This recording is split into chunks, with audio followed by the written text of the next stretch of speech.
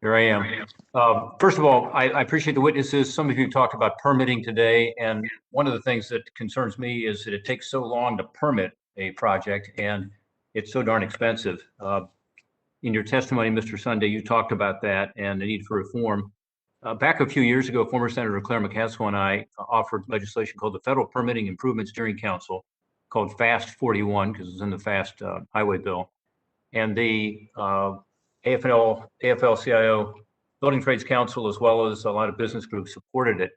And it's worked. It saved large infrastructure projects well over $1 billion. By the way, a bunch of these projects are clean energy projects, including hydro on rivers in Ohio. And so my question for you is, should we be doing more of that? My concern is that it sunsets, this bill sunsets the council in 2022. Are you aware of this FAST-41 proposal project, Mr. Sunday, and would you support lifting the sunset so it can continue? Thank you, Senator.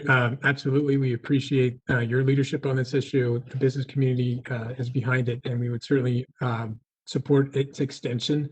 We've seen FAST-41 permitting help get some very important Pennsylvania energy infrastructure projects built more efficiently, including a pipeline that's helping gas get exported to developing worlds to help them meet their energy needs and reduce security risk. The FAST Act that you mentioned has reduced statute of limitations and in time for environmental reviews, and has helped put capital in the ground and put people to work in this country. So we appreciate your leadership on this issue. Great. Well, I would hope that no matter what we do, that we extend FAST-41 and ensure that we can have the federal dollar stretch further by reducing the costs and the time and permitting. Ohio is one of these energy states like Pennsylvania, Mr. Sunday, where we've got a lot of manufacturing. We've also got a lot of coal and natural gas.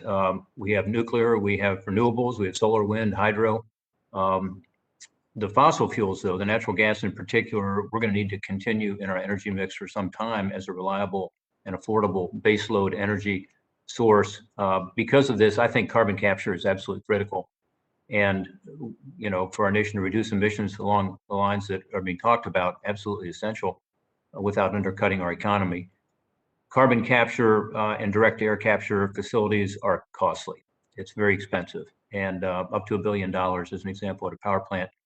And I think there's an opportunity for us to use the tax code more here. We have 45Q, which is a tax credit, which we just extended for additional 2 years in our 2020 year-end spending bill.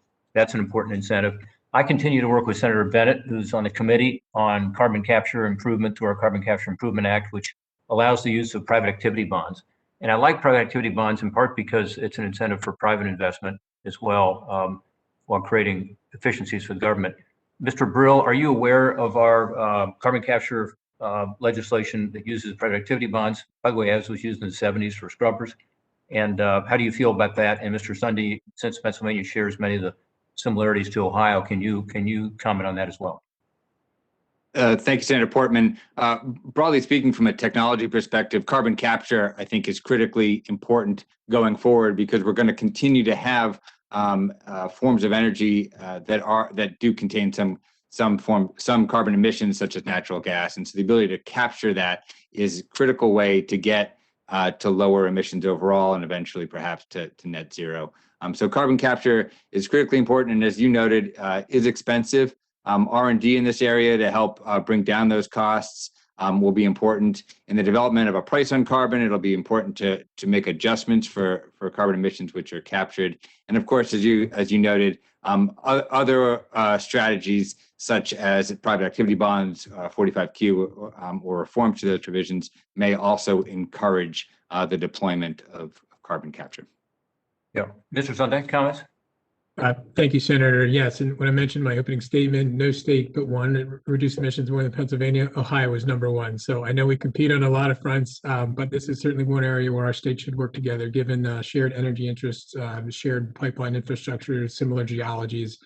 We have some projects in the beginning stage on carbon capture, and it certainly makes sense to continue to pursue that, as there's no real reasonable scenario that we meet net zero by 2050 without continued investment into carbon capture. Well, we think this private activity bonds is an effective way to finance it. We also finance direct air capture facilities in our new version of the legislation. So we look forward to working Mr. Chairman, with the committee on that. And thank you for the opportunity to ask questions. Thank you.